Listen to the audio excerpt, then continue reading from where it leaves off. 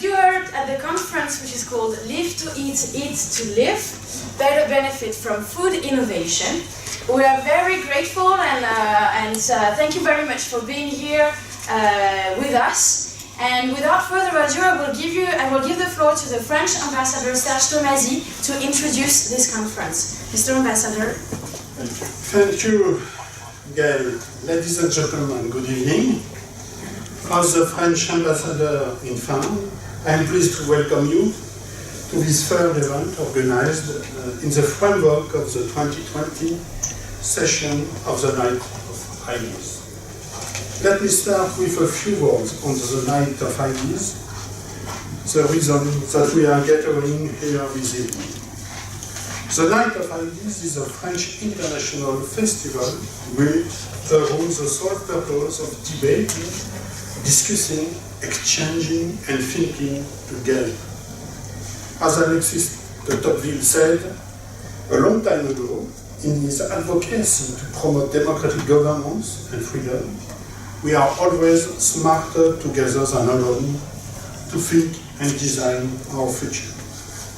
The Night of Ideas was launched by the French Institut in Paris in 2015, and it is today the fourth session. Every year, the Night of Ideas is an opportunity to learn the state of art in science, philosophy, arts, to listen to new ideas and knowledge, and to take part in the discussions about the key challenges of our times. Last year, 180 debates were organized in more than 73 countries and 124 cities, catering more than 200,000 participants. It is a global event, and today again, thinkers and doers around the world are gathering all across the 5 continents. This 2020 edition is focused on the theme Being Alive. This theme especially addresses the questions of ecological balance and humanity's relations with nature and other species. It invites discussions around the fundamental questions raised by scientific research and citizens' participation. What does it mean, being alive? How does being alive impose us to take action? Rather than to discuss it in theory, we choose to focus on practice and experience on the following topics. Through the arts and science, with a guided tour of the contemporary art exhibition Coexist at Chiasma Museum early today. The second event, a couple hours ago, on creativity and emotions, with a creative workshop organized with the chef Mathias Perini and an artist dear to my heart, Marison, and a meditation sessions in an historical place, the Helsinki Observatory, which will take place later today, with Mathieu, who is with us.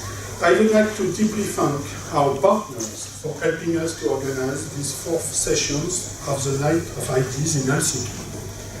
The Chiasma Museum, Europsal, Helsinki University, Omama, Luc, INRAE, and the Institut français in Paris. We are all gathered now to discuss with these 3 events on a topic dealing with food, eat and innovations, and somehow, how to reconnect agriculture, food and nature. I will not go into the substance of the topic since Mr. Sebastian HIELM from the Ministry of Agriculture will take the floor soon. But as I was in the past the French ambassador to FAO, the World Food and Agriculture Organization, let me highlight 2 key points. The first, it is to remind you that currently, in 2020, we have on one hand 800,000 people undernourished, mainly in developing countries, while on the other hand, we have around 1 billion of people facing overweight diseases. This is a shame. The second, it is not possible to pave the way toward another role. It's just an issue of willingness and commitment. Let me share with you my own experience. When I worked in Roma with my minister, Stéphane Le Foll, we opened a very big and challenging debate to change the FAO approach, traditionally only focused on modern agriculture. It means the green revolution of the 70s, dealing with the use of chemical fertilizers and mechanization. 3 years later, agroecology has been established as one of the key priorities of the FAO Action Plan. The purpose of agroecology, it is to reconnect agriculture and nature, food production and environment protection. As the Finnish author Alexis Kiwi said, with a strong willingness, you can even go through the granite. Yes, we can change the world. Thank you. Bonsoir tout le monde. I'm very pleased to be here and very thankful for giving my ministry also a brief moment of introduction before all the real speakers take the floor. Être vivant, being alive, I think it's a very fitting slogan in Finland because we have this saying, elämä on ihmisen parasta aikaa, which is seen as a joke, but I always thought that there is some depth in this motto too, because it is true. Translated into English means that being alive is the best moment in a person's life. And you have to look it up where it comes from, but I'll continue. So, just a few remarks before we get going, and I was asked to come here and present what we are doing towards a more sustainable food system in the government and in particular in the Ministry of Agriculture and Forestry. So I know I don't have very much time, so I try to squeeze as much as possible into a few slides. But one of the major things that we're looking into now and where we get a lot of support also from the present government is really looking more closely at the planetary boundaries. There was a very important report last year which was called the Eat Lancet report, which basically said that in very many areas we are already over the edge of what this planet can sustain, and we need to change the way we do things. And obviously, when you talk about planetary health, agriculture has a very important role in this one.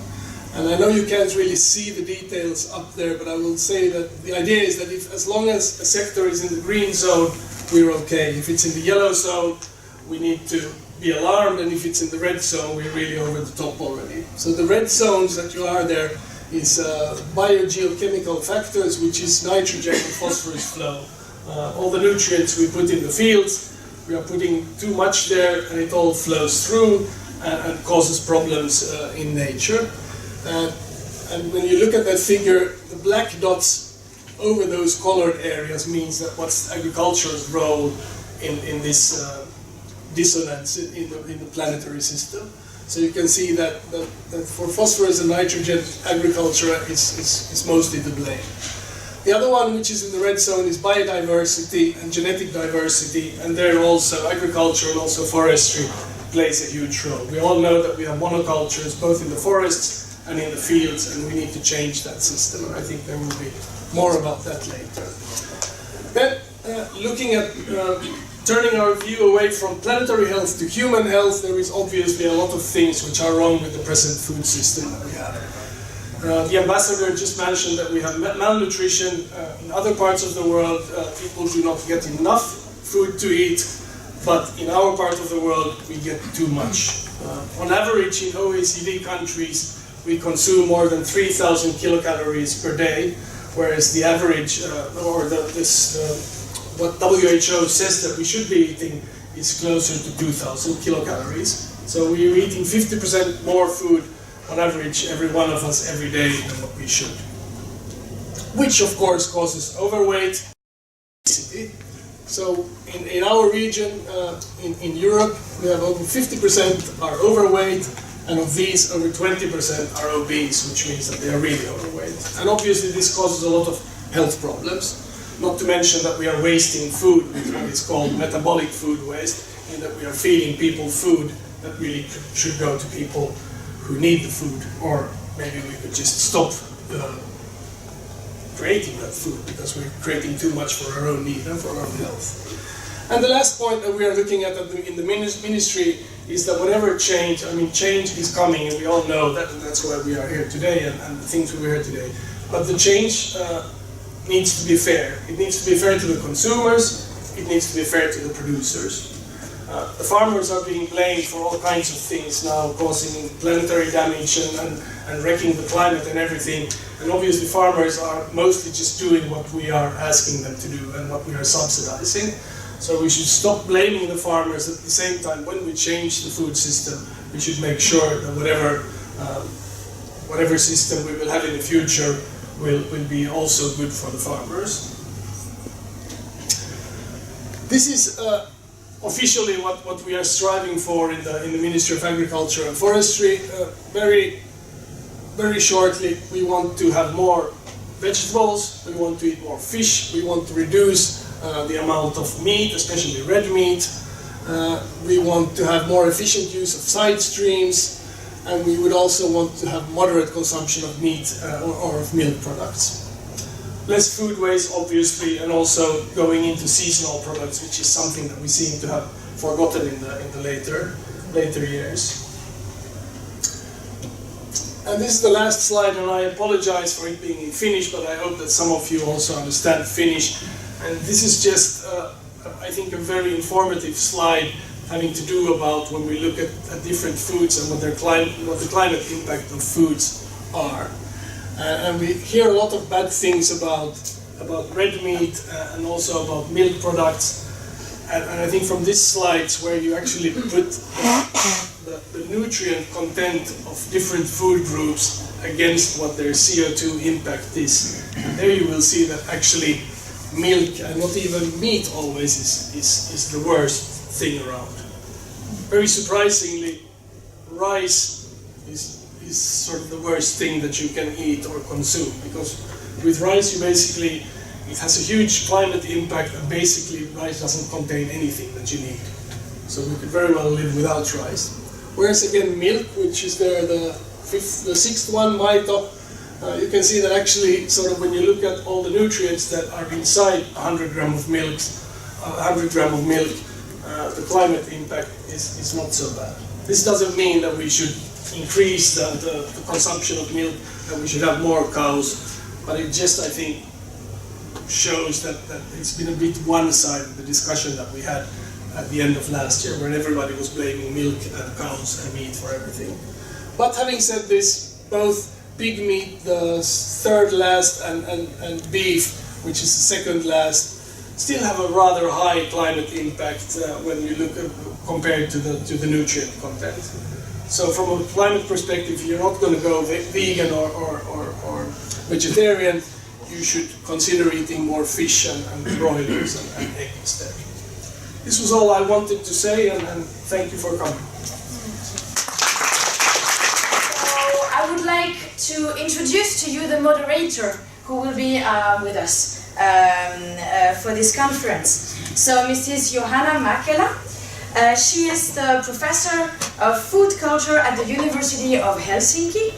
At the moment, she's the dean of the Faculty of Educational Sciences, and her field of expertise lies in sociology and food and consumer studies, with a focus on social and cultural aspects of eating. You, Johanna, you have been particularly interested in meal studies and in styles and practices of eating. In your research, you have used both qualitative and quantitative methods and data. You have worked in research projects that explore the future food consumption, the responsibility of the food chain, consumers' food classification and practices in everyday life context, Nordic eating habits, and fat wars. Johanna MÄKELÄ, thank you very much for being with us and for moderating the conference tonight. The floor is yours. Your Excellency, dear speakers, dear organizers and dear audience. It's a pleasure to be here. I think that the main idea here is to provide you different type of point of views towards food production and consumption. And for me, I think that actually what we are going to address is the possibility of sustainable or sustainability transformation. How this could be done, what kind of ideas could we sort of nourish in order to make a change, and what kind of concrete project or, as I was thinking, accelerators for a better future we can identify. The program is as follows, that firstly we will hear sort of 5 short presentations that will be in the order that in a way a bit simulates the food chain. But actually I think that already in Sebastian's opening words he used the word food system that I actually think is a better way of describing that. So what we are trying to do is through these different presentations to cover in a way the whole chain from food production to food consumption. And then after these individual presentations we will sort of sit there and have panel discussions where I hope we can have a sort of fruitful debate between different point of views. I'm not thinking that there would be a war between different views. I'm thinking that if we really are looking for a sustainable food system, we actually have to address the whole food system. It doesn't work if we are sort of taking just bits and pieces from it. Now I would like to ask the first speaker to come here, and he's Mathieu Leporini. I'm sorry, I'm missing the voice here, so please come forward. And you come from France, from the National Institute of Agronomical Research. So please go ahead. Thank you. The floor is yours. Thank you very much, Johanna, Monsieur l'Ambassadeur, Madame la Directrice. That's very, very pleased to be here today. Some of you, perhaps not most of you, but some of you know that I used to be part of the ecosystems of France here a bit, and I wanted really to deeply thank the French Institute for this invitation in this new position I have now in France. So we do have like a very short time for presentations. When I'm starting to move around, especially, you know. That's right. Okay. So just a few slides first to present indeed this actually what is the new French research institution, which is from the 1st January, this 1st January, has been created with the merge of the INRA, the French National Institute for Agriculture, and also the IRSTEA, that is more like a technical and experimental research institutions, to create the INRAE, which is now the French National Research Institute for Agriculture, Food and Environment.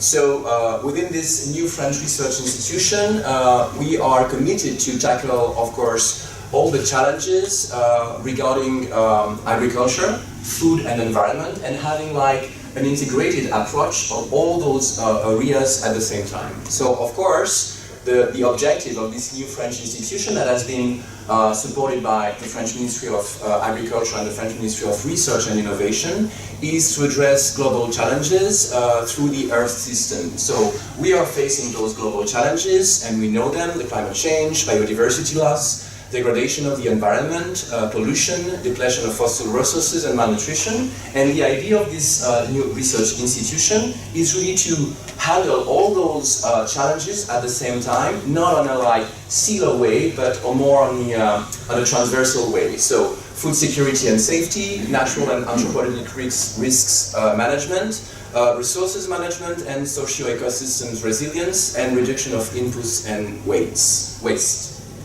So, of course, we are building our research program thanks to the research program we had in the previous two institutions, and we are trying to merge and converge into a new research program through also international cooperation that we do have all over the world. So in France, the INRAE is actually like a puzzle of 18 research centers that are at the regional level. So you see here all the different research centers, including overseas department. And I'm coming from the southeast of France, so the INRAE Southeast Research Center. Here there is like 1,200 people, approximately, which is within 23 research laboratories, and based not only on one site, not only on one location, but on 12 different locations. So from Avignon, Marseille, Nice, and other little like places all over the country, because you will see of the needs of experimental research as well. So INRAE is performing frontier research, but also applied and experimental research. And through those, again, transversal approach with all the research activities, we are trying to give an answer also with a link to the society and consumers, depending on the project. So, just a little focus on organic agriculture. At INRAE, and in particular at INRA, like at ex-INRA, the research in organic agriculture has been implemented for the past 20 years in a lot of different programs. So you can see here, this is the first line. And for the past 20 years, we've been funding around 70 research projects on organic agriculture. And we do have at the moment, all over France, nearly 15 experimental sites that are totally or partially actually converted to organic agriculture. And today, if you look at the French INRAE, that new research institute, this is actually the world's leading publisher dealing with organic agriculture. I wanted now just to present, because Johanna, you told we need concrete projects, and I wanted to highlight one of the concrete projects we do have in the southeast of France, that is in one of the research units, that is in Gauthieron. It's a small village, it's really like a village, so quite far from the cities. This is it. So, in this research unit, which is experimental, the idea was about redesigning an orchard, so trees producing fruits, from the ground up. Those are the questions on the right side. We have sustainability of current orchard that is questioned. We have been strongly reducing pesticides use, but in current orchards, this induces risk of fruit damage. So the idea, through also agroecology, is plant diversification could be a way actually to reduce that use of pesticide without rising that risk of damage. So a pilot project has been built with, of course, some research from past research based on the different trees, based on the different interaction and biodiversity.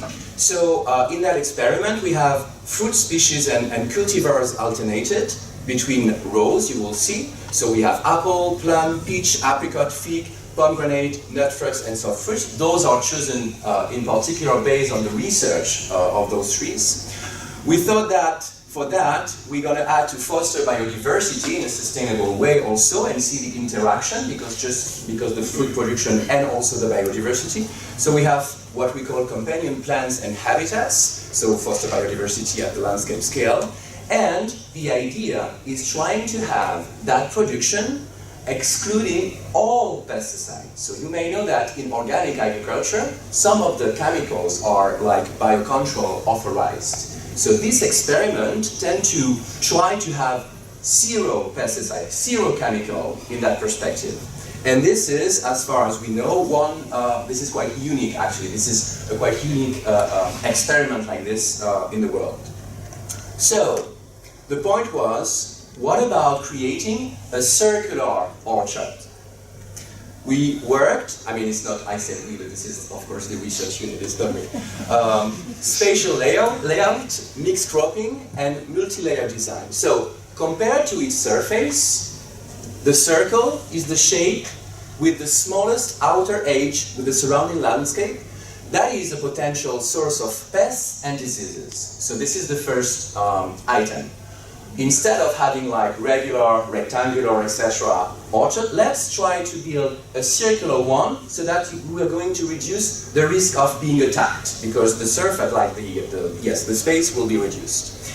And the layout inside of the experiment plot has been designed to reinforce multiple services in a sustainable way through diversity of plant layers, species as well, and cultivars, so that is trees regarding those different species. So this is the entire Gothron site. So this is the entire experimental site, not for the circular experiment, but just to show you how this unit in particular is about. So you see there is 85 hectares of agroecology and arboriculture, and here on the right, 15 hectares of forest. So all of the area is already conducted in organic agriculture, producing, and research is made also on the other part. And here in the middle, well, on the low part, you see the circular orchard. The circular orchard has a diameter around 150 meters, which makes 1.6 hectares for the orchard, which is like very, very big. I had the opportunity to go there. It's really quite impressive. So, what is the philosophy now? First, we are creating multiple circles. The first circle is a plant barrier and conservation biological control. We have tall trees as windbreak. We have trees to produce nuts, almonds and chestnuts to attract biodiversity. And we have double age to promote also biodiversity.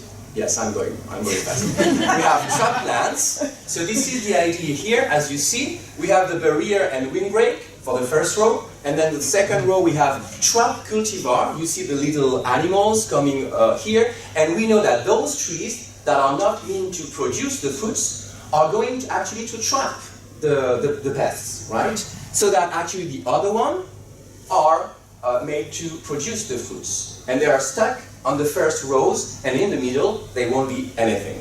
So we have also just conservation biological control, we have bats habitats, a pond, and etc. to foster also the biodiversity and bring that natural actually way of producing inside the circular orchard. So this is the design.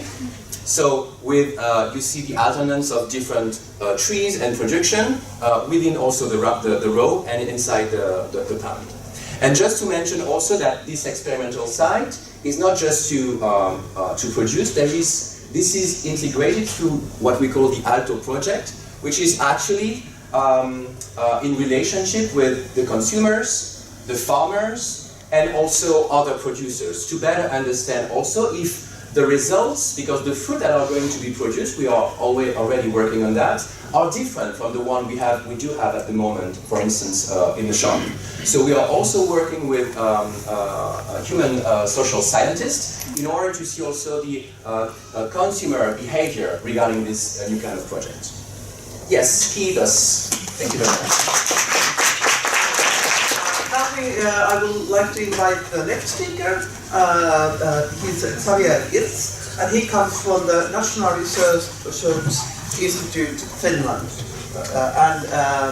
I will put you on here. And as I know that you are going to focus at least a bit on proteins. Please, go ahead. Thank you, Johanna. And thank you very much to the organizers, the Institute, and to the French Embassy for organizing this event. Certainly this Franco-Finnish event is particularly feels very relevant to me as a double citizen who's worked all of his life on food and agricultural issues.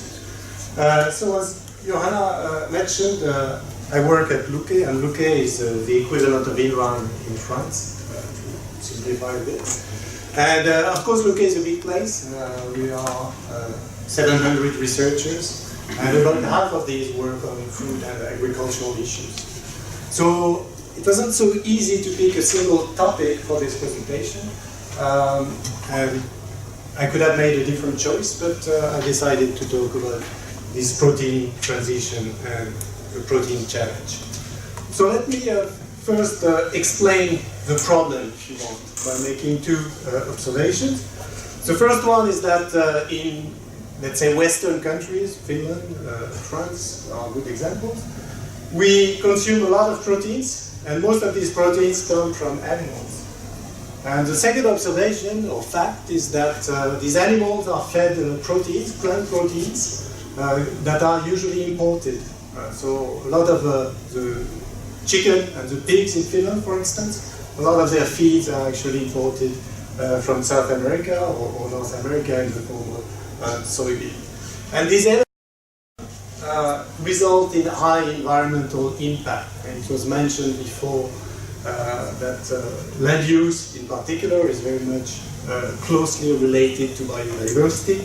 There are issues of nutrient cycles and pollutions, the issues of resource use. And this is well known, and that was illustrated by this notion of planetary boundaries in the ministry's presentation. But also that creates a certain level of dependency and lack of resilience in the food system. And there are already a lot of problems, but one can imagine that if all low-income countries and middle-income countries started eating the way we do in Western countries, then the system is going to implode or explode. I don't know which way, but and certainly these planetary boundaries that were shown and that are already exceeded in many dimensions, they are going to be exceeded even more in many other dimensions. So we need to modify our supply and to some extent demand of proteins, and I wanted to illustrate, because the theme of the conference was also about innovations, so what type of innovations could transform the supply of proteins. So one idea that we are exploring at Luke is actually the farming of insects as a source of proteins. So why insects? First of all, because they are highly nutritious. In addition to the proteins, they are rich in vitamins and minerals. The second idea is that they have very high feed conversion ratio. So if you want to produce a kilogram of protein, it takes a lot less feeds to feed insects than it takes to feed cows or chickens.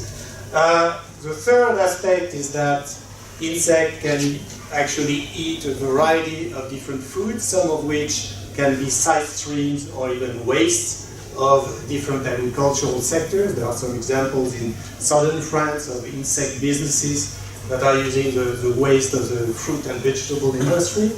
And also they require rather little land and water for their farming. So Luke is working on a number of issues, because building a value chain is not just having an interesting idea. So Luke has an insect lab where we are working on farming practices. There are also geneticists working on breeding selected population that might be resistant to all sorts of diseases. And there are many other issues. Risk management, of course, these foods are new. They raise some possibilities of allergies. These need to be addressed. The second type of radical innovation that I wanted to mention was maybe less known, and it is to use wood, which is rather largely available in Finland, into food. So there is an interesting project going on at Luke, where this man, Risto Kampinen, is trying to transform sawdust, so a byproduct of the sawmill industry, into high-quality proteins. So the process is illustrated right here. So you take the sawdust, there is a complicated biochemical process involving some hydrolysis and some other operation that results in the production of monosugars. This can be then used to grow these single-cell proteins, and those single-cell proteins are then used in aquaculture feed. And if this process was scaled up, the benefits would be, first of all, the valorization of what is currently largely a waste. Lots of the sawdust is not even used for producing heat anymore. It's not economical to do so. So that's the first benefit. The second benefit is also to release pressure on wild fish stocks. Why? Because currently aquaculture, let's think of salmon or rainbow trout, in aquaculture, these fish are fed fish, low-quality fish, fundamentally. So essentially, if we could just feed them from these wood products, that would mean less pressure on these wild fisheries. So these were two examples of radical innovations. We can also think about less radical innovations because, of course, protein crops have been available in France, in Finland, for a long time. So these peas are a familiar sight to all Finns, of course, in the summer, but there are other protein crops that are being explored at Luque and elsewhere. They are listed here, so fava beans, rapeseed, buckwheat, quinoa, and so on and so forth. They offer also some possibilities. And the Research Institute is working on developing efficient farming practices, but of course we also need to think about how to build a value chain, and that requires some coordination among the different stakeholders. Obviously farmers are not going to produce these crops if they cannot sell them. And the second thing is we need to think about product development, at least if the objective is human consumption. And we've got quite a few food scientists who are currently working on this issue of trying to come up with new types of products from these protein crops. So far I've talked about supply side issues and innovations. I thought I would say also a few words about sustainable diets, and of course the two topics are related. But I think I've probably just 1 minute left, so I wanted to make about 2 points about sustainable diets, and that's something on which I've worked actually together with INRA and some other institutes in European projects. But the first thing is that I think we are making progress in identifying what these diets are. So there is still some scientific uncertainty, but the direction of travel, let's say, is quite clear. And I agree that we shouldn't stigmatize any single production, and that we should not advocate extreme diets. But I think that the broad substitutions that we need to do to make in our diets are quite clear. And of course the second question is, how do we get people to adopt these new diets? In my opinion, I've done some analysis of different policy instruments. I think that the provision of information is a little bit underrated. By that I mean social marketing campaigns, for instance, are not used much. Taxes, there's a lot of talk about meat taxes and that sort of things. Certainly there are no silver bullet, and we can talk about that issue later if there is an interest. And finally, there is a need to develop, to facilitate substitutions, easy substitution, make it easy for the consumer. And here that's illustrated with this Nurtekaura, which is a new product that has been quite successful, which is based on oats. Thank you very much. I'm sorry for going a little bit fast. Now I would like to ask the first speaker that actually, to my understanding, is going to, in a way, connect some things that are already coming from the previous presentation. Ruben van der Vechten comes from the Omama cooperation, and actually, could I call it for consumer-supported agriculture?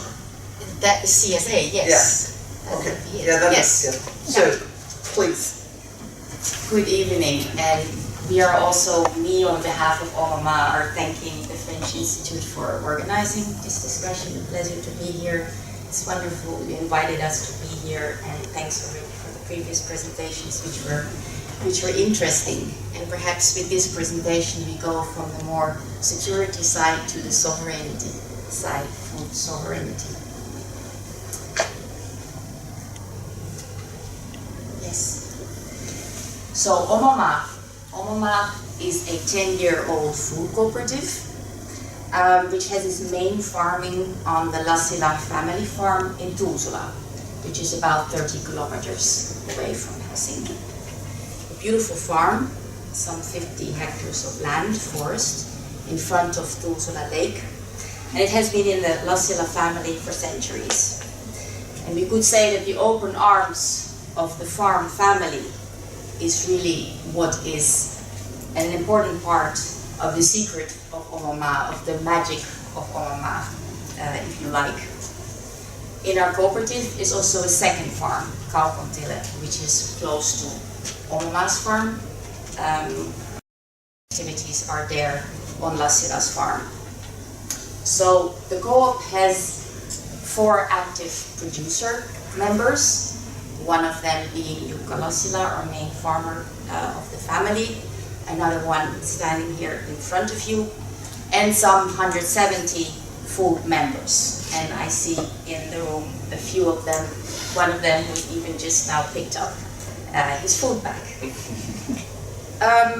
So the co-op has been developing for these 10 years, actively what could be called different forms of community farming. But then since 5 years, it is what we call a CSA, Community Supported Agriculture, kumppanuusmaatalous. So in a CSA, the idea is that producers and normal food members, they form a mutual web of support in which they are sharing the bounty of the experience, but of course also the challenges. Sharing financially things, but also with regards to co-production, co-learn, and people will be coming out to the farm to do works together. And then we could say that a core value of the co-op is food sovereignty. And it's written there, that photo was when you fly over the land, or when you did that a few years ago. The farmer had driven it into his land. Sovereignty. So the right of the people to healthy and culturally appropriate food, produced through ecologically and sustainable methods, and their right to define their own food and its production. And I then would like to add, when we're talking about global concerns, for food sovereignty to be elsewhere, we need to have food sovereignty and increasingly also self-sufficiency. It cannot go, it needs to go hand in hand. So in Finland, there are some 10 CSAs. They have been communicating with each other on and off since 2011. There have been international cooperations with the Urgency, the international CSA network. There was a larger conference here in Finland a few years ago, together with Luomuliitto. And actually last year we established a kumppanuusmaatalous, or a CSA Finland association, and I happen to be serving as the first chair of the association for a year now, when we are starting off our activities. In Norway, which you could say is perhaps a comparable situation, there are already more than 80 CSAs, not to speak of France, of course. In the last 15 years, more than 2,000 initiatives have been coming up, the well-known AMAP. This will not be new for you.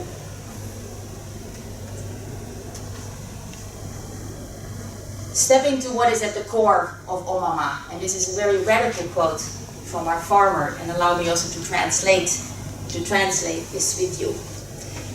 So there is this, that he says that food is first of all what joins us all. So that is perhaps what we talk about here, the eat to live, right? But then it continues to say that, and in whose hands the control of our food system is, including of course water, in those hands the control of society lies. In other words, people can more govern their own lives if the food system is in their control. So in that sense, all efforts done to get food back under the control of people, meaning away from corporate control, is very important for the development of society. And by addressing this, we can change our society more just and fair. So what is wanting to be said is that by people increasingly addressing with their food system, meaning the production, the distribution, and the consumption, we can be building pathways to a more just society. And this can be affecting us directly in our daily lives in different ways. This is the potential. This is where then, for me, I would say, can lie also the innovation. We don't know what that happens and what that can bring us. In concrete then, how do we work out these things? Omama makes food bags throughout the year. Members can be having a food bag weekly, or can choose to have this every other week. Food bags can be picked up from Kallio, or you can come to the farm, or you can pick them up from Järvenpää. These are two examples of two beautiful food bags. The larger one is what perhaps was our largest food bag in terms of the variety of items. And you can see there that we have some ready-made products there. There's a rye bread, there's falafel, not made from chickpeas but from local peas. There are fruits there, there are roots there. You can see the spoken about fava beans, onions, a large variety of produce. Coming from the land, coming from a food forest that we're having, from a supporting greenhouse that we have built ourselves. And then if you look on the other picture, the smaller picture is a bag that was picked up by people 2 weeks ago. In it you can see that some of the produce from one picture has been used in a different way in the products there. More ready-made products like veggie burgers, there are some fermented vegetables there. More dry products also are grains, which are always a part of the bag. You can see again a rye bread, but also a baguette figuring there. So we are doing secondary production, and then we have these different areas on the farm. Next to the food bags, also recipes are being given out, because of course for people it also means a change in their kitchen. And one of our producer members, Ulla, she's the one who will be putting the recipes together, and she just said it as a side note, but I put it up there. Again, thinking of innovation. Her comment was that just like in la cuisine française, in fact, there is such a beauty in bringing out what is the flavor of raw, good ingredients, cooking it a little bit with a bit of salt and oil actually gives us beautiful meals, and that actually that can be sometimes that much of innovation that we are looking for. Talking about the land, a food member there who has been picking strawberries. People have been coming out. I added then a picture also of our cows. On the farm are 4 cows. In the summer they are grazing in front of Tuusila Lake on a protected strip that is purely done for biodiversity upkeep. There are biodiversity defenders. And so there's very much on the farm an idea of, next to food sovereignty, the fact that we're upkeeping biodiversity and doing things in harmony with that. There's also an active relation towards the lake. The farm is part of the cleaning of the lake. Fish will be also be found in our compost, and the cycle goes around. The greenhouse I spoke about, again pointing to the people that have been engaged with that. We built that up by ourselves. It took about 2 years. It of course takes time. It are longer learning processes, it are longer efforts. You will see in there familiar products for you, like tomatoes, like a cucumber. And then you will see something else which is also important for Omama. It's kind of the experiment there. There's a banana tree. We have 4 banana trees. We do not yet have bananas, but we have offsprings. It takes 2 years. These are this is year 1. And so wanting to contest, what is it that we can grow in Finland? The banana is not the main point here. The point is that our markets are so much defined by how the rules have been set out, but what can we do? Our fruit forest, I'm holding grapes there. There's a vineyard in process. Kvitten, farm dining in Kallio to make 3-course dinners of our ingredients. Another producer member there. Seitan, the roots of Takkiainen. There, yeah. And then the last slide is about the fact that this is about learning together, co-producing, but also co-learning. On the picture with regards to the greenhouse, learning together, learning in the field. And then the other picture is a picture of my son, who for the first time was asked by the farmer, would you like to drive a tractor? He's never driven anything in his life. He nodded. And there he was during our Heinä talkoot. And yeah, it's a beautiful, beautiful memory. He drove the tractor. yeah. Thank you. Thank you.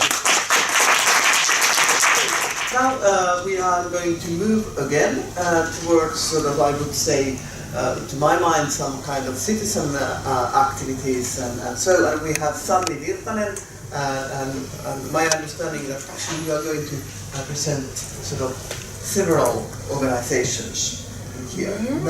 Yeah. In a way. Thank you very much for having me here. I hope that I would one day come to Finland, because I'm a teacher by profession, and during the last few years I've been really bringing up, I teach art, but I've been bringing the activism, internship and climate change education, and how can we be part of this world and actually have a say in it with my teenagers.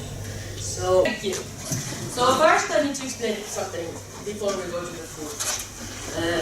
We created with my students a way of getting involved that is probably, it tells a lot about the teenagers and the school system in Finland. I work in Korso, in a school named Ruusuvuoren koulu. And Korso is a neighborhood that doesn't have a very good reputation. It's actually the one they make jokes about. And whenever I say I teach teenagers in Korso, people would be like, what? Like the worst thing to do in life. But I enjoy it. I've been there for 20 years and I love it. And we created this thing called Korso Valittaa. It's a club, sort of. Teenagers come to me voluntarily, and then the whole idea is to see if there is a flaw in the world, and then maybe we can do something about it. Lately, it's been more and more about climate crisis for obvious reasons. So the way it goes is that whoever sees a flaw in the world, first thing you have to do is actually notice that there is something going on. So they are teenagers, stop staring at your own belly button, as we say here, and just see things, and then care enough to stop and think, and just walk by. After that, you need to speak up, because if you just think inside you, you won't feel very good, and also nothing will happen. After that, gather troops or somehow some other way of making your voice stronger. Maybe learn more, maybe do art, but do something so that your voice gets stronger. And then act. And this is very simple in a way. Here is one example what happened. Last January, 4 of my students, 9th grade girls, so 15-year-olds, they came to me and said, you know what, this is totally wrong, there is a big flaw in the world. We just learned in biology about climate change and how what we eat is a big thing, and how eating meat every day is not the best of ideas. And then we went to the school lunch. We have free lunch in Finland, so people just go there every day for 45 minutes to eat, and there was meatballs. So they came from the class and they went to the lunch, and what was learned in the class had nothing to do with the reality. I forgot to put the timer on, so you have to maybe.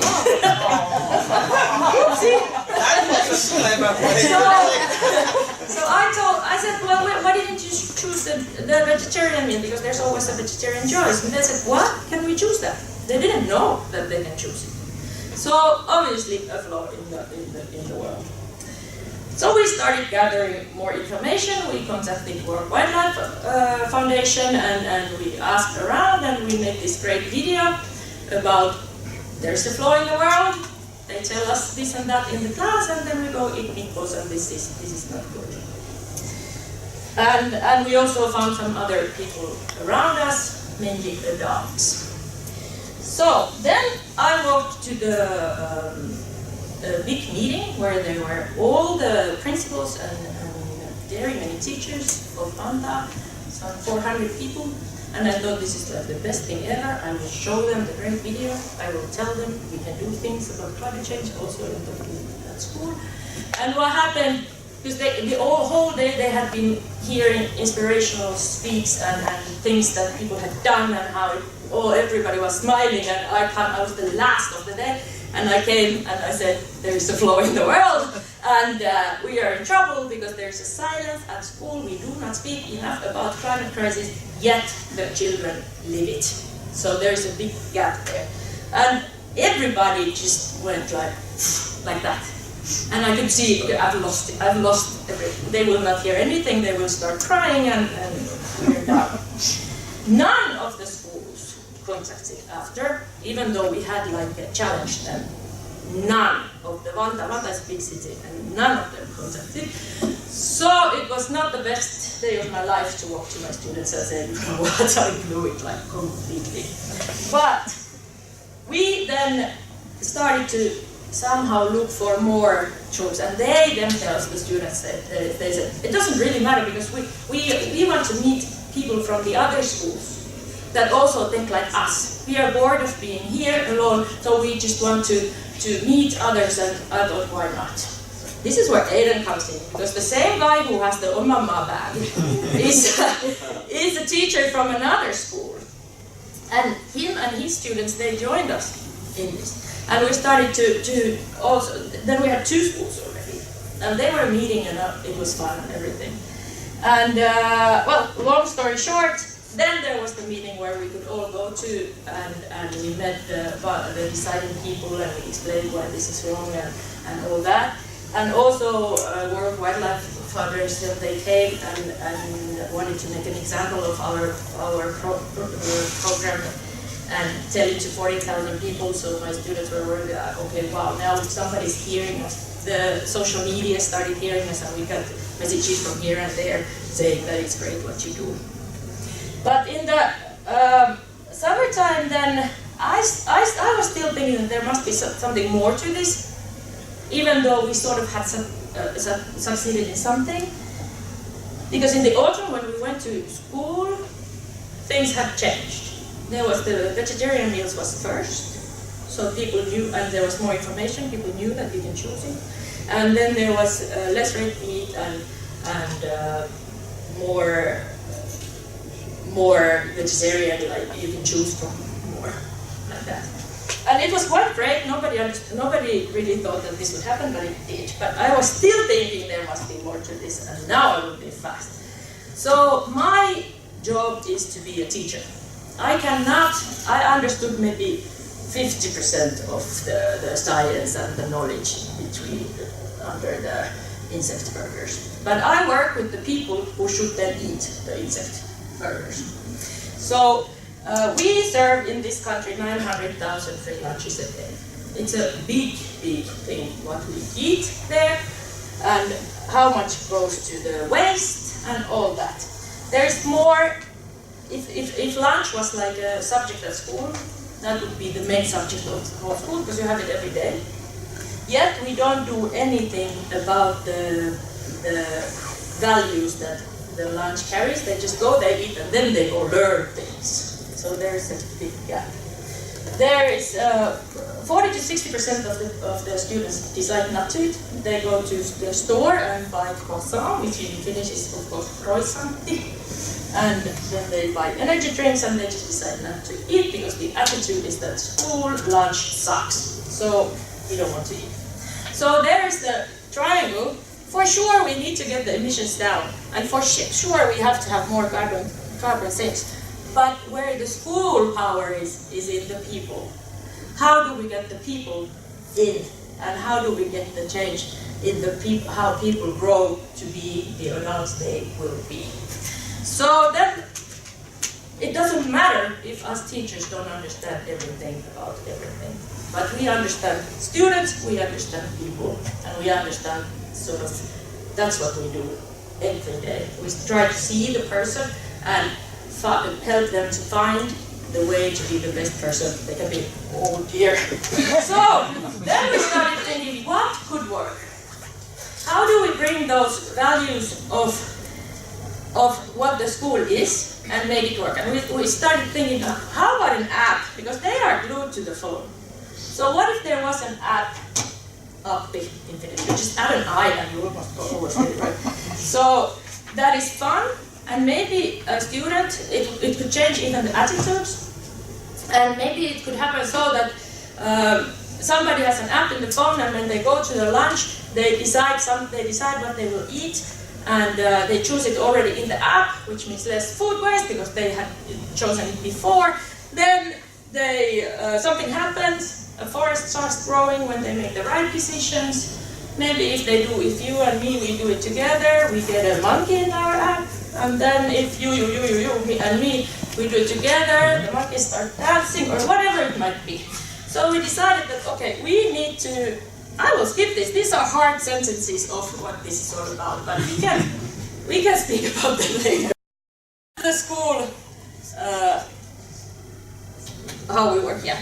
So we decided to create a hackathon where the problem is school lunch is not up to date with the climate crisis. We decided to bring students, so 8th and 9th graders, we have 35 of them, I would say, from 6 different schools. And we have people, professionals, adults from all fields, I would say. There are the producers, they are the ones who decide what kids should eat. There are people from the environment and education, and there are people from open source coding thingy, and all that. And now, the reason why I'm a bit hectic today is that this is happening right now. So we are 3 days sitting in Tiedekulma, Helsinki, and trying to solve the problem of why school lunch is not up to date with the climate crisis, so that the youngsters can bring their voice and the professionals can bring their voice. Hackathon is not a new thing, but to do it like this is. So that is my first innovation. And the second innovation is then what will come out. We didn't decide, we don't know yet. Today they started to make those solutions. Yesterday was all about problems, today is about solutions, and they're on it, really. Last thing, you are warmly welcome tomorrow. If it should happen, you may have guidance even in French, because of Aiden. So, we are there the whole day, but from 9 to 11 there's sort of an open house. Please join us. Yes, that's what it does. Thank you. Thank you. It's a real pleasure to say that when we were listening to you, problems were solved. So that we actually are in the middle of a situation where something is happening. I think that is absolutely wonderful. I think that when we need to talk about sustainability, we always have to remember that actually it has 4 dimensions. And if we are sort of looking for the transition or transformation to sustainability, we need to address all these 4 dimensions. Then, if we are looking from the consumer point of view, and I'm sort of emphasizing here that I'm focusing this in the sort of Western world, for instance in Finland, that if we are talking about eating, we need to understand that it is all about making choices all the time, and it is those choices that matter. And then, to me, and that also already has come from the previous presentation, I think that we also always have to remember that it is a question about identity, it is a question about community, and that still in the future, this is what I think, eating together is going to be our social glue. And then today we can see in many places, in many projects, that actually food production and consumption are seen as tools for making a better world. So that kind of sort of activism, I think, is very sort of typical for today. And then this comes also to the themes that have been in the previous presentation about the idea of food citizenship, democracy and social justice, and how the sustainable food system can address also these dimensions. It is also in a country like Finland a question of food security and food safety, both of them. And also that if we are taking a global view, it is more about both food security and food safety.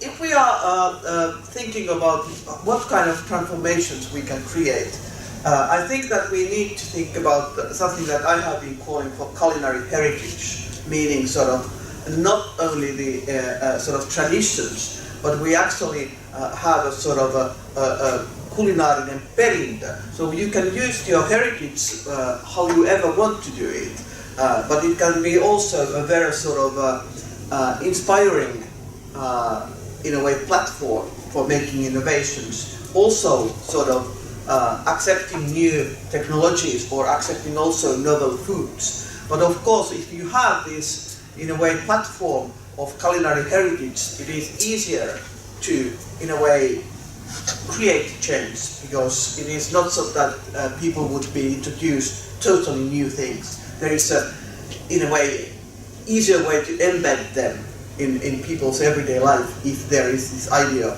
that there is a continuum to these things. But I still think that one of those interesting questions from the consumer or food culture point of view is thinking that how we need to redefine what is edible. Are insects edible? Yes, in Finland consumers have been quite interested of them, but actually I think that there is an interesting situation because we don't know what is going to happen in the future, because it seems to be that there is not so much hype around insects than it used to be like 2-3 years ago. But I think that it is very important that we really, together with consumers, we open up new horizons, and in a way that actually was the idea of a hackathon. Take sort of consumers into the, in a way, common table and think about both the power of participation but also partnership. And then I think that it is very important that we are not talking about the future of a sustainable food system, but we are talking about futures of food systems. And I mean that there is not only one sort of alternative. We need to sort of outline different variations. We have to think about alternative futures and in a way also alternative openings. And because I think that we still have to acknowledge that actually the consumption is going to be polarized. One size does not fit all. Or if we are going to make it so, there are going to be problems. And even what words we are using, change, transition, transformation, disruption. Disruption part is also very interesting because if we are looking at the food culture, it might be together that we are redefining what is edible, that also there is going to be a disruption or disruptions when we are thinking about what the future food culture or food cultures are going to be. I think that what we need to, in a way, try to gain is a sustainable and resilient food system, and together with the food system, or actually within the food system, we need to create a sustainable and resilient food culture. And this is my sort of final slide. I have been looking at the Karelian piirakka, Karelian pies for many ages. I have a lot of data on them. And this is my last sort of find. This is from last year. This is from Perinneruoka Perkele blog.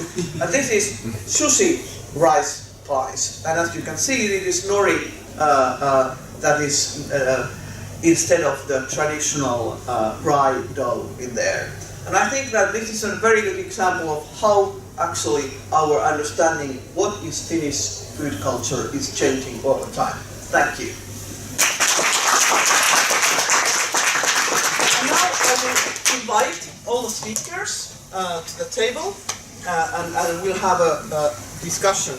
The first thing that I would like to ask from our panelists is that if we are now focusing on innovations or different ways of doing things, and I would like you to identify a sort of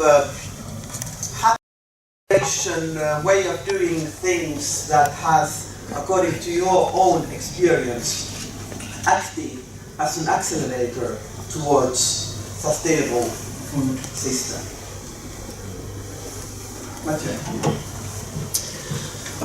Yeah, thank you, Johanna. I think that the presentations we have are indeed showing actually what is this innovation. I think that the nature and the merge of having innovation like based on technical innovation merged with also social innovation, and that open science, like in participative science also, is, I would say, the key of the success here. We are speaking about sustainable food, but you mentioned indeed that this should be discussed and seen in the more broad picture of sustainability.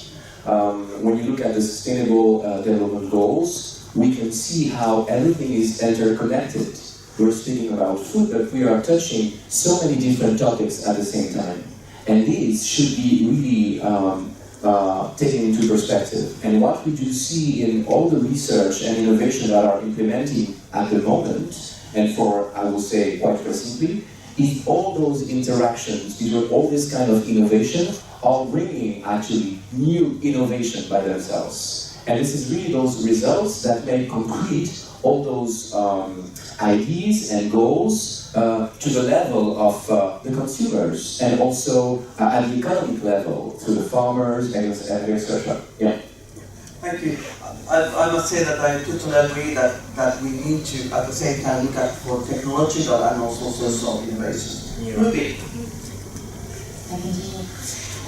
Yeah, I think what are bringing to the forefront that it is about wanting to look for systemic change, and that are putting to the forefront that food is a daily need. There are other daily needs as well. When daily needs come again to be people's processes, meaning that there are processes and people put up front what are the values by which we want to govern, by which we want to produce, by which we want to take responsibility and reproduce.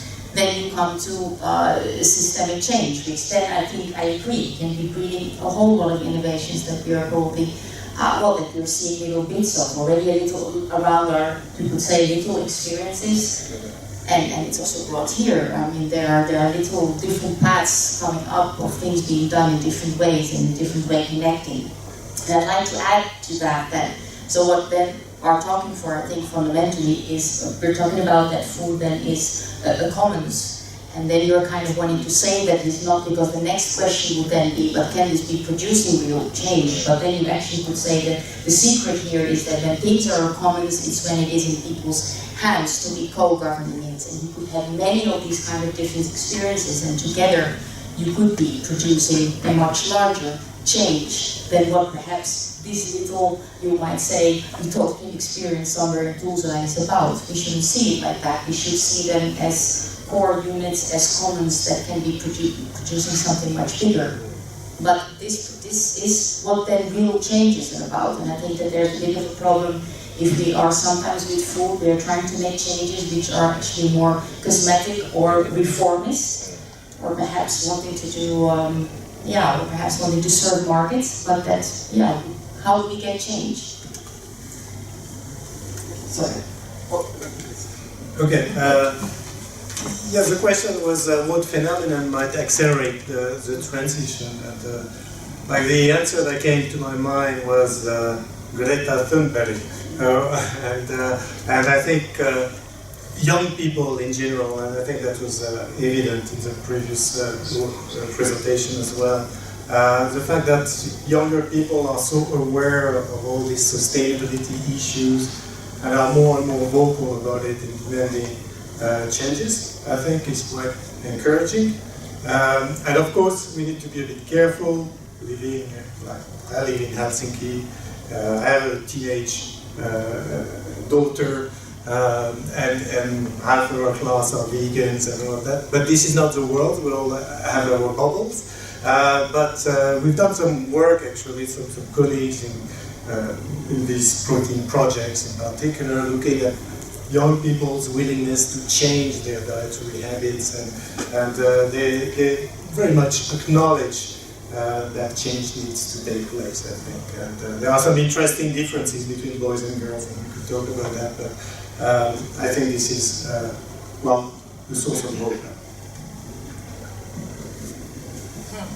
I believe somehow this might sound really bad, but we should thank the action more than the science and knowledge at this point, and just open doors for the not to go to the wrong way, but to choose your celebrate each step that is taken towards the right way. But you do not.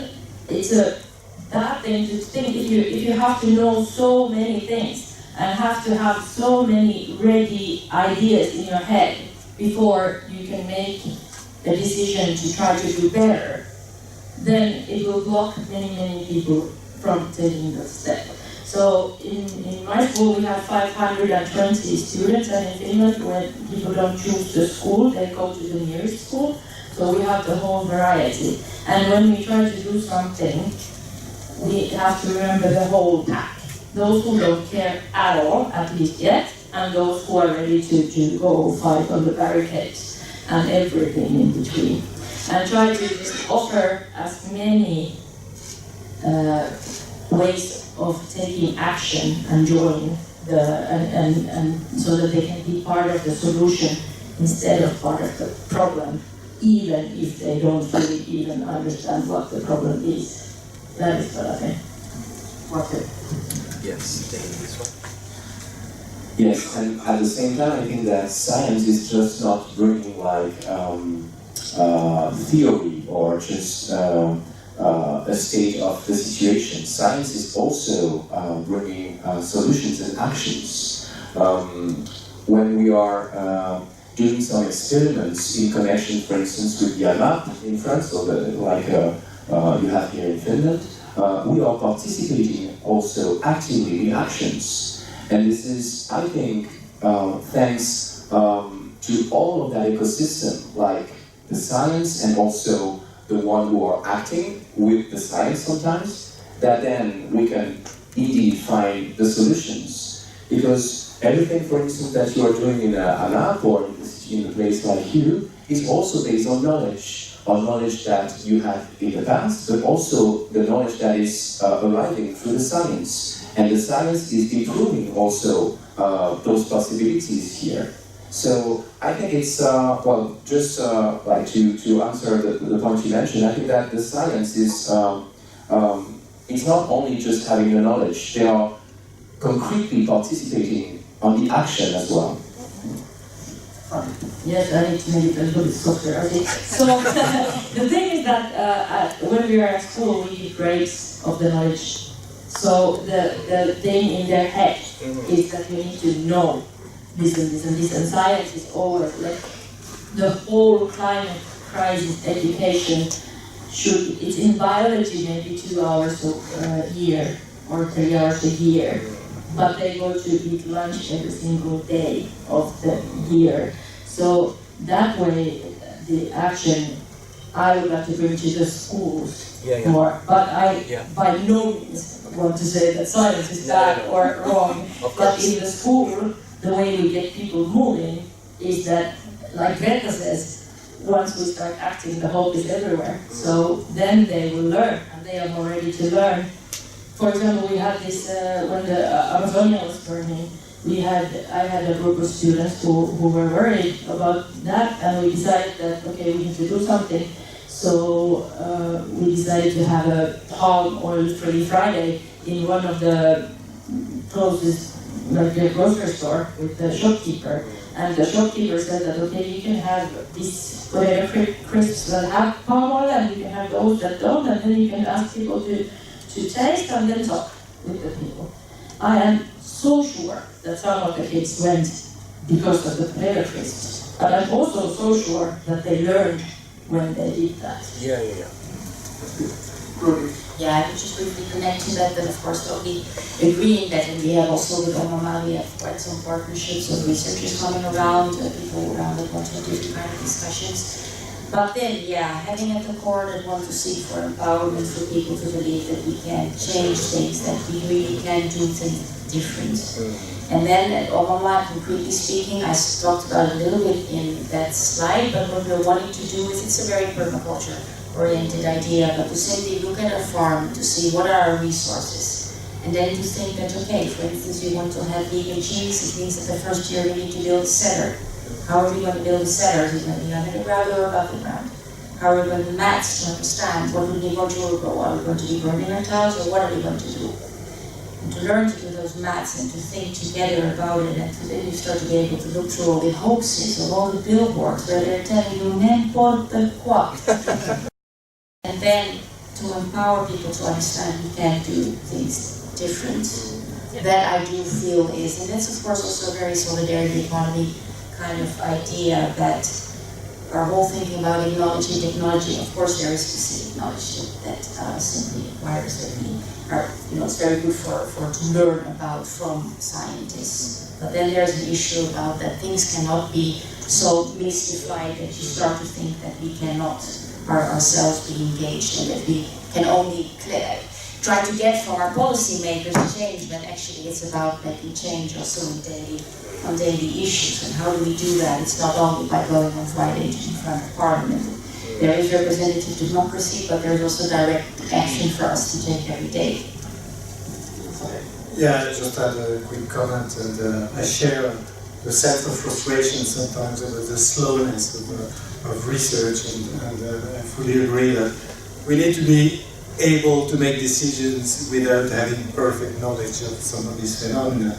And certainly in research, I think the current processes are depressingly slow, and sometimes it takes a year to develop a research proposal, try to get it funded, then you start your project, it takes 3 or 4 years, and then it takes a couple of years to publish the results. And meanwhile, SpaceX sent a rocket in space to launch these satellites, and it lands on these platforms in the Pacific or wherever in 3 years. And I think we need to go a little bit faster.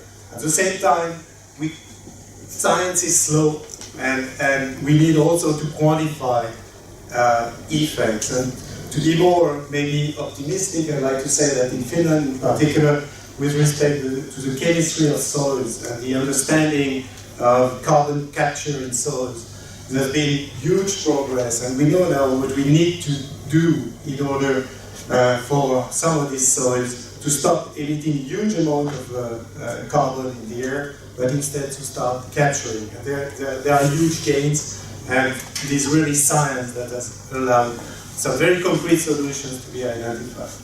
Yeah, just a comment for myself. I think that of course, coming from a university, I really see that there is the importance for research-based also decision-making when we are looking at, they say, food policy and sort of how would we enhance again sustainable food system, knowledge-based. But still, I think that the beauty of eating and food is that it is rooted in people's everyday life.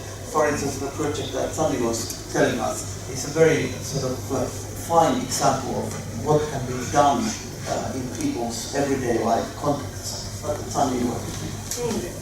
I believe that I just recently let myself understand that actually the point where I can do most is the point where I am right now, which means that I need to respect and trust my job in the world, and then try to change things within those sort of rules and opportunities. Just like in science, they are different, and then to understand that we all have that one point where we can do the most, and not I can't try to be a scientist or understand it or build a cellar. I don't know what would happen, but of course that's good to come and try to help.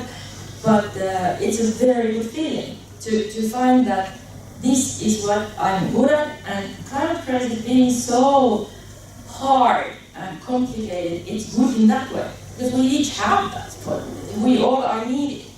So then to sort of try to find also the respect within each other on how to do things. Yeah, I totally agree. I think we are touching here a very specific questions. I think we do need, indeed, and maybe there's been for the past years a lot of what could be felt from people, like incantations from governments, and that was far from our realities. actually, if you look at what has been done by the governments and those international places, a lot has been done, actually, and very concrete things and very concrete actions. But most of the time, they were not reaching most of the people. So, indeed, most of those people were like, okay, nothing is done, which is not true, but I have to take action. And they started, like we had examples, to do things, while actually they were doing things that were connected to those decisions that were not seen on the ground.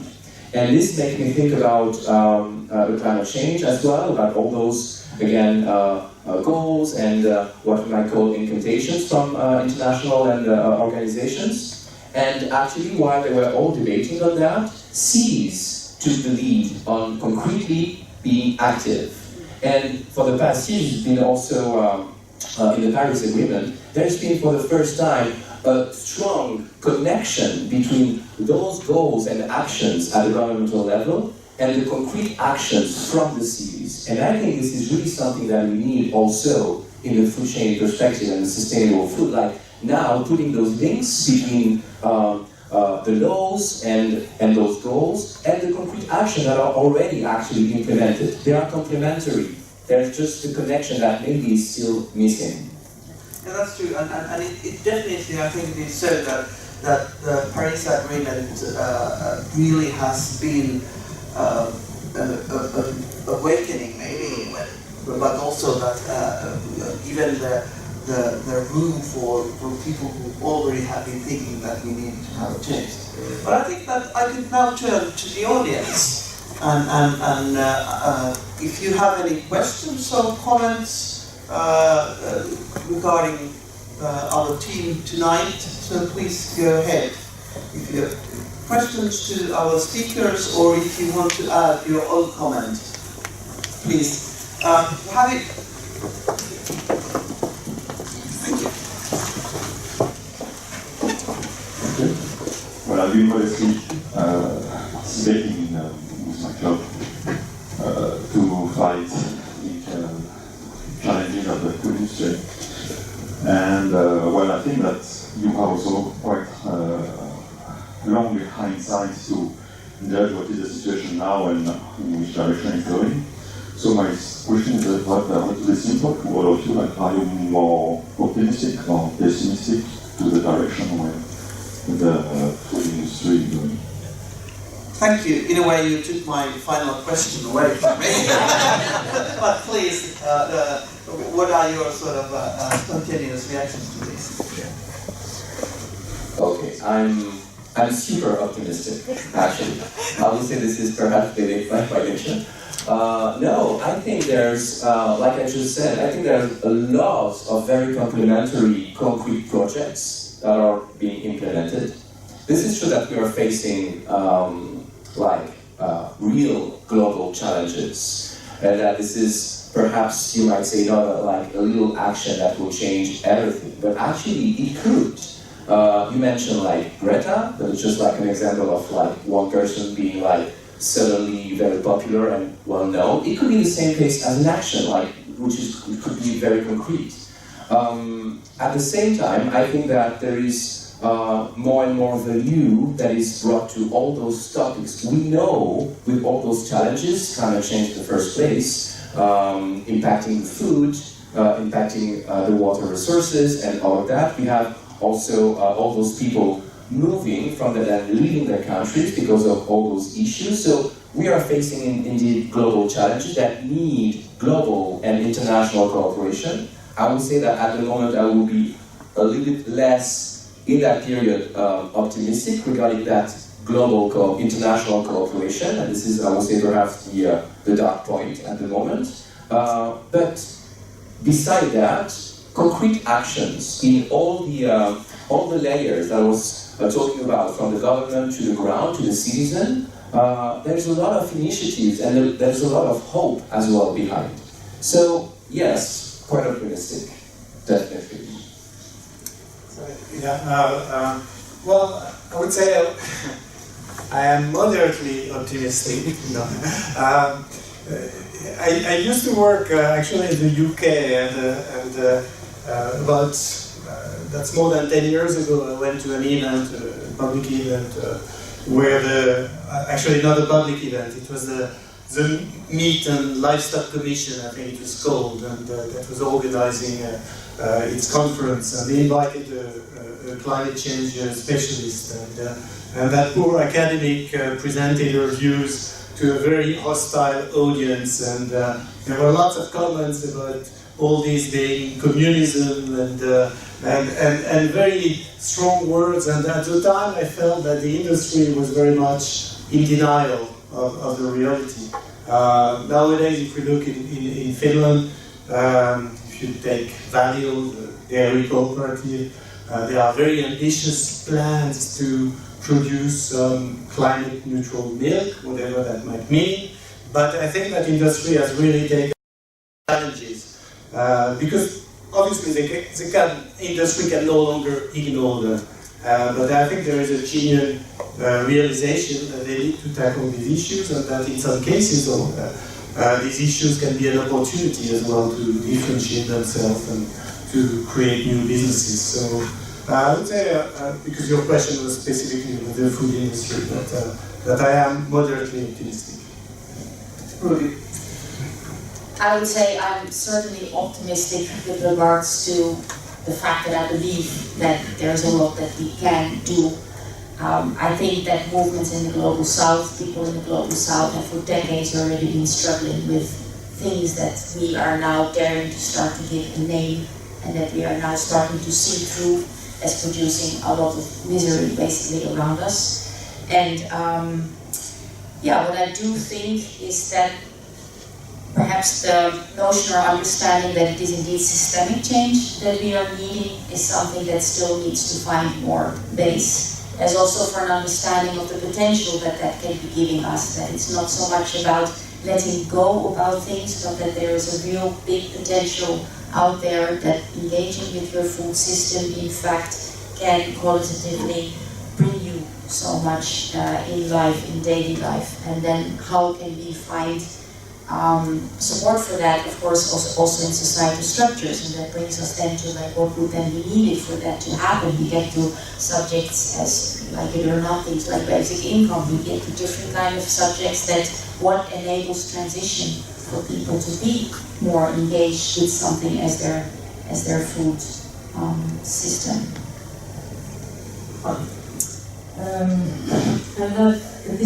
So I'm so thankful to be here, but I feel like I'm in a different world than usually. But with the teenagers, there's an idea that optimism and hope are two very different things. And I have to say I'm not very optimistic, but I'm hopeful. Hope means more things to me than optimism. Optimism, when there's too much, it actually puts the action down. People are happy and no need to do anything.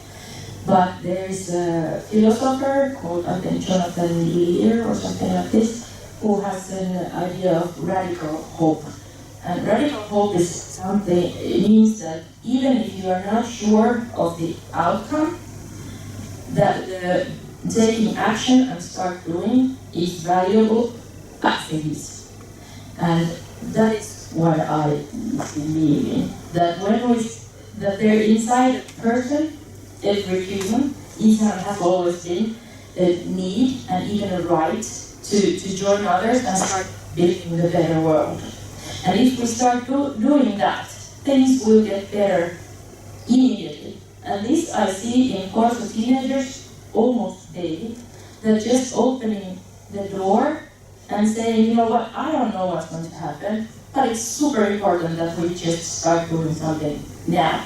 And then we meet other people, it will become fun, they will understand they are part of a bigger picture, and suddenly the core of humanity is there, and that brings hope and maybe even optimism.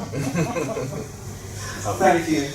I just say from my behalf that I'm also on the optimist side of this, because if we are looking back in the history, we can see how much things have changed. And if we try to understand where we are coming from, we can sort of have the route towards future. And I think that again, there are so many levels in the idea of a sustainable food system that there actually is room for everybody, and also that there is a place for everybody. And I believe that there is this continuum of change. Where there is no need to sort of go back to the history or past, but there is all the reasons to believe that we can make a better future. And I think that it is quite a lot of also about participation and the experience of people in different parts of the globe and in different situations and different genders and ages, etc., that actually can have this empowering experience of doing something differently. And now, thank you. And now I think that it is time to wrap up. I thank the speakers. I really thank the organizers for giving us the opportunity to be here and discuss these, I think, really vital matters. I also thank you, audience, for sharing this time, and thank the France Embassy and the Institute organizing these things. And then I would say that go out and change the world.